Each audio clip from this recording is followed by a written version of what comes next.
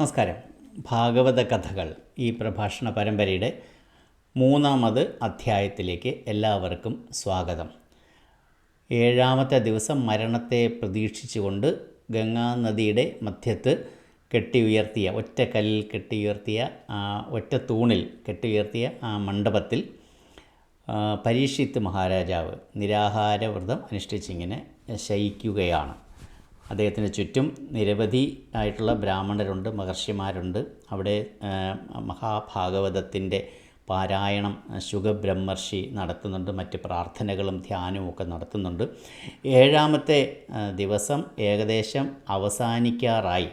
അതായത് മുനികുമാരൻ്റെ ആ ശാപം അത് പറഞ്ഞ 7-ാമത്തെ ദിവസം മരിക്കും എന്നാണല്ലോ പറഞ്ഞത്. ആ ദിവസം ഏതാണ്ട് അസ്തമിക്കാറായി. അതുവരേക്കും ഒരു അനിഷ്ട സംഭവങ്ങളും ഉണ്ടായിട്ടില്ല. അപ്പോൾ എല്ലാവരും വലിയ പ്രതീക്ഷയിലാണ്. പക്ഷേ ഭക്തശിരോമണിയായിരുന്ന ഭക്താഗ്രേസരനായിരുന്ന പരീക്ഷിത്ത് രാജാവിന് അത്ര വലിയ വിശ്വാസമില്ല. എങ്ങനെ ആയാലും ആ ശാപം ഫലിക്കും എന്ന് തന്നെയാണ് അദ്ദേഹം ഉറച്ച് വിശ്വസിക്കുന്നത്. അപ്പം ഞാൻ നേരത്തെ പറഞ്ഞ പോലെ ശുഗൻ സമയം അവസാനിക്കാറായി. ശുഗൻ ഭാഗവതം കേൾപ്പിച്ചുകൊണ്ടിരിക്കുകയാണ്. ഏകദേശം അത് ഭാഗവത സപ്താഹം അവസാനിക്കാറായി. മിക്കവാറും സർപ്പദംശനത്തിന് പറഞ്ഞ ആ സമയം ഏകദേശം അവസാനിക്കാറായി. ഇതിനിടയിൽ ഇപ്പം രാജാവിന് അഥവാ വിഷബാധ ഉണ്ടായാലോ അങ്ങനെ പ്രിക്കോഷൻ വേണമല്ലോ. രാജാവല്ലേ, ഉത്തമനായ രാജാവാണ്. അപ്പം തീർച്ചയായിട്ടും രാജാവിനെ എങ്ങനെയെങ്കിലും രക്ഷിക്കണം. അതിനായിട്ട് നിരവധിയായിട്ടുള്ള ഭിഷഗ്വരന്മാർ, വിഷഹാരികൾ, വിഷവൈദ്യന്മാരൊക്കെ ഉണ്ടല്ലോ. വിഷം തീണ്ടിയാൽ അതിൽ നിന്ന് ആ രോഗിയെ രക്ഷിക്കുന്ന ആൾക്കാർ, വിഷഹാരികൾ, വലിയ ആയുർവേദ അന്നത്തെ കാലത്തുള്ള ഭിഷഗ്വരന്മാർ ഒക്കെ അവരൊക്കെ അടങ്ങുന്ന വലിയ സംഘം തയ്യാറായിട്ട് നിൽക്കുകയാണ്. എന്ത് കാഷ്വാലിറ്റിയും എന്ത് അടിയന്തര സാഹചര്യത്തെയും നേരിടാൻ വേണ്ടി ഏത് സമയവും എങ്ങനെയെങ്കിലും ഈ ശാപം ഫലിച്ച് രാജാവിന് സർപ്പദംശനമേറ്റാൽ അദ്ദേഹത്തെ അപ്പോൾ തന്നെ മതിയായ ചികിത്സ നൽകി അദ്ദേഹത്തെ അവിടുന്ന് രക്ഷിക്കണം. അപ്പോൾ ഇങ്ങനെ കൂടിയിട്ടുള്ള വിഷഹാരികളുടെ കൂട്ടത്തിൽ ഏറ്റവും പ്രധാനിയായൊരു വ്യക്തി ഉണ്ടായിരുന്നു, കശ്യപൻ. കശ്യപൻ എന്ന് പറഞ്ഞാൽ ഏറ്റവും സമർത്ഥനായിട്ടുള്ള, ഏറ്റവും പ്രസിദ്ധനായിട്ടുള്ള വിഷഹാരിയാണ്. പക്ഷേ അദ്ദേഹത്തിൻ്റെ മകൻ തക്ഷകൻ ഒരു വലിയ ഉഗ്രസർപ്പവുമാണ്.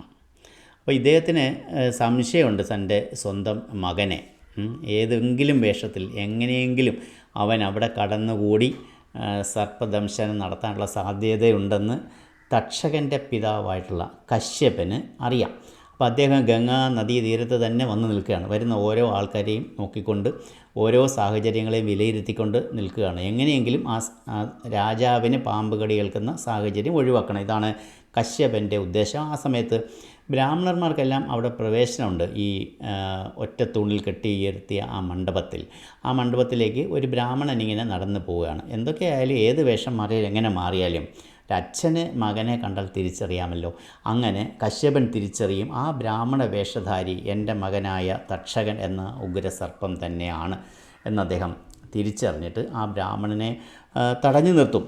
എങ്ങനെയെങ്കിലും അയാളെ അവിടെ പോകാതെ ഇരിക്കാനായിട്ടുള്ള ഒരു ശ്രമം നടത്തും. രണ്ടുപേരും തമ്മിലൊരു ബലപരീക്ഷണം തന്നെ നടത്തും. എങ്ങനെയെങ്കിലും അയാളെ അകത്തേക്ക് കടത്തി വിടാതിരിക്കാൻ. അപ്പോൾ ക്രുദ്ധനായി തീർന്ന തക്ഷകൻ ആ ഉഗ്രസർപ്പത്തിൻ്റെ രൂപമെടുത്തുകൊണ്ട് തൻ്റെ ശക്തി കാണിക്കാൻ വേണ്ടിയിട്ട് ഞാൻ എന്തെങ്കിലും ചെയ്താൽ, ഞാനൊന്ന് കടിച്ചാൽ അതിനെ രക്ഷിക്കാൻ സ്വന്തം പിതാവായ അങ്ങേക്ക് പോലും സാധിക്കുകയില്ല എന്ന് പറഞ്ഞിട്ട് അതിനൊരു ഉദാഹരണം എന്നുള്ള നിലയിൽ അതിൻ്റെ തൊട്ടടുത്ത് നിന്ന് വലിയൊരു അരയാൽ വൃക്ഷത്തിൽ ഉഗ്രമായിട്ട് ദംശിക്കും തക്ഷകൻ.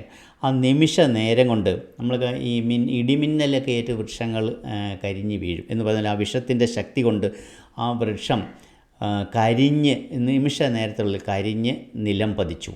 അപ്പോൾ അത് കശ്യപ മഹർഷി, വിഷഹാരിയായിട്ടുള്ള കശ്യപ മഹർഷി, തക്ഷകൻ്റെ പിതാവ്, അതൊരു വെല്ലുവിളിയായിട്ട് തന്നെ ഏറ്റെടുത്തു. അദ്ദേഹം ഒരു മന്ത്രം ജപിച്ചിട്ട് ഈ വൃക്ഷത്തിലേക്ക് ആ ജലം ഇങ്ങനെ തളിക്കുകയാണ്.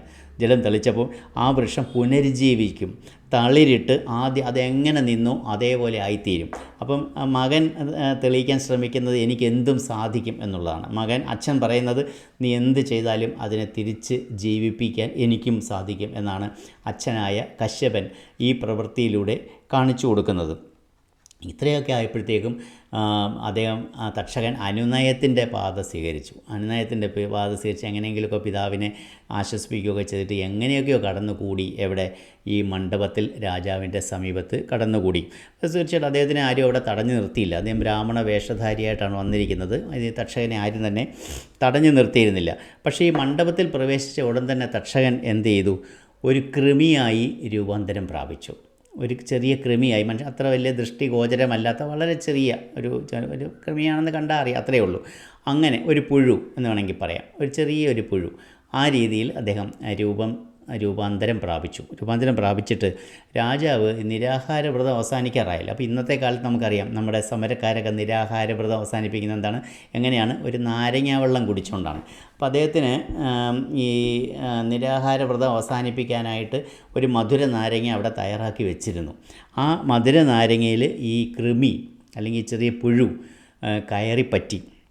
അപ്പോൾ സർപ്പദംശന സമയം ഏകദേശം കഴിയാറായി. ഇനി നിമിഷങ്ങൾ മാത്രമേ അവശേഷിക്കുന്നുള്ളൂ. അപ്പോൾ നിരാഹാരം സമാപിക്കണമല്ലോ. അതിനുവേണ്ടി രാജാവ് ഈ മധുര നാരങ്ങ തൻ്റെ കയ്യിലെടുത്തപ്പോൾ അതിൻ്റെ മുകളിൽ ഒരു ചെറിയ കൃമി, ഒരു ചെറിയ പുഴു അതിൻ്റെ മുകളിൽ ഇരിക്കുന്നു.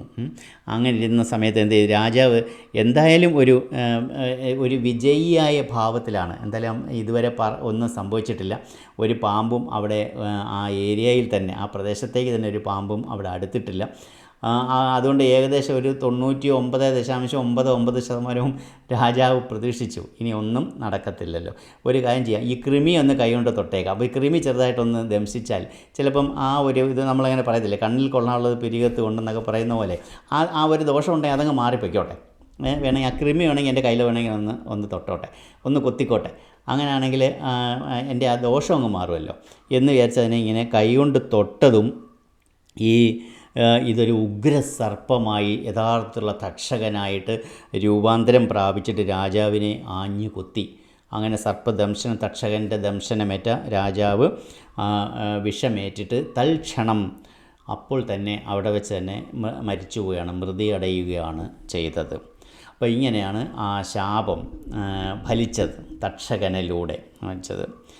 ഇതിനോടനുബന്ധിച്ച് നമ്മൾ ഇന്നത്തെ ഇതിലൊക്കെ അവസാനിക്കുന്നതിന് മുമ്പ് ഒരു ചെറിയ കാര്യം കൂടെ പറയാനുണ്ട്. അതായത് സർപ്പസത്രം എന്നുള്ളൊരു വാക്ക് നമ്മളെല്ലാം കേട്ടിട്ടുണ്ട്. അപ്പോൾ എന്താണ് സർപ്പസത്രം എന്നും കൂടെ മനസ്സിലാക്കിയിട്ട് നമുക്ക് ഇന്നത്തെ അധ്യായം അവസാനിപ്പിക്കാം.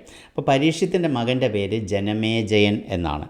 അപ്പോൾ ജനമേജയൻ ഈ ഭയങ്കര വലിയ പ്രതികാരദാഹിയായി സ്വന്തം അച്ഛനെ കൊന്ന ആ തക്ഷകൻ്റെ വംശത്തോടുകൂടി തന്നെ ആ സർപ്പം എന്ന് പറയുന്ന ആ വംശത്തിൽ ജനിച്ച ആരുണ്ടോ അവരെയെല്ലാം ഞാൻ കൊല്ലും എന്നുള്ളൊരു ആശയോടുകൂടി പ്രതികാരം ചെയ്യാനായിട്ടാണ് ഈ സർപ്പസത്രം ആരംഭിച്ചത്. അപ്പോൾ ഇങ്ങനെ വിഷവാഹികളായിട്ടുള്ള വിഷം വഹിക്കുന്ന ഒരു വലിയ അനേകം സർപ്പങ്ങളെ ഒരു ഹോമകുണ്ഡത്തിലേക്ക് ജനമേജയൻ ആവാഹിച്ച് ആ അഗ്നിയിൽ ദഹിപ്പിച്ച് കളഞ്ഞു. അങ്ങനെ ആകപ്പാടെ ഇതിനെല്ലാം ഒരുമാതിരിപ്പെട്ട എത്രമാത്രം സർപ്പങ്ങളെ ആവാഹിച്ച് ദഹിപ്പിക്കാമോ, അഗ്നിക്കിരയാക്കും, അതെല്ലാം ഈ പരീക്ഷത്തിൻ്റെ മകനായ ജനമേജയൻ ചെയ്തു. തക്ഷകനെ കിട്ടിയില്ല. തക്ഷകൻ ഓടിപ്പോയി. തക്ഷകൻ്റെ ഏറ്റവും അടുത്ത സുഹൃത്താണ് ദേവേന്ദ്രൻ്റെ മടിയിൽ പോയി അഭയം പ്രാപിച്ചു. എന്നെ എങ്ങനെയെങ്കിലും രക്ഷിക്കണം, ഈ സർപ്പസത്തത്തിൽ രക്ഷിക്കണം എന്ന് പറഞ്ഞു. ദേവേന്ദ്രൻ എല്ലാം സമ്മതിച്ചു. ശരി, ഞാൻ രക്ഷിക്കാമെന്നൊക്കെ പറഞ്ഞു. പക്ഷേ ജനമേജയൻ്റെ ആ തപശക്തിക്ക് മുമ്പിൽ ദേവേന്ദ്രന് പോലും പിടിച്ചു നിൽക്കാനായില്ല. അദ്ദേഹം ദേവേന്ദ്രനെയും തക്ഷകനെയും കൂടി ഒരുമിച്ച് അഗ്നിയിലേക്ക് ആവാഹിക്കാനുള്ള ശ്രമം തുടങ്ങി. അപ്പോഴേക്കും ദേവേന്ദ്രൻ്റെ ഇരിപ്പിടം ഇളകി തുടങ്ങി. തക്ഷകനോടുകൂടി തന്നെ സ്വർഗ്ഗലോകത്തു നിന്ന് താഴോട്ട് വീണു പോകുമോ ദേവേന്ദ്രൻ എന്നുവരെ സംശയിക്കുന്ന സ്ഥിതിയായി. 3 ലോകങ്ങളിലും ആകപ്പാടെ വലിയ പരിഭ്രമമായി. ഈ സമയത്ത് ദേവന്മാരുടെ തന്നെ ആചാര്യനായിട്ടുള്ള ബൃഹസ്പതി അവിടെ ഇടപെടുകയാണ്. അദ്ദേഹം ജനമേജയനെ സമീപിച്ച് അദ്ദേഹത്തെ നല്ല വാക്കുകളൊക്കെ പറഞ്ഞ് ശാന്തനാക്കി സർപ്പസത്രം അവസാനിപ്പിച്ചു. ഇതാണ് മഹാഭാഗവതത്തിൽ നമ്മൾ കേട്ടുള്ള സർപ്പസത്രം. അപ്പോൾ പരീക്ഷിത്ത് രാജാവിൻ്റെ കഥ കഴിഞ്ഞു, സർപ്പസത്രത്തെക്കുറിച്ച് പറഞ്ഞു. ഇനി നമുക്ക് മറ്റൊരു കഥയുമായി അടുത്ത ദിവസം കണ്ടുമുട്ടാം. അതുവരേക്കും നന്ദി, നമസ്കാരം.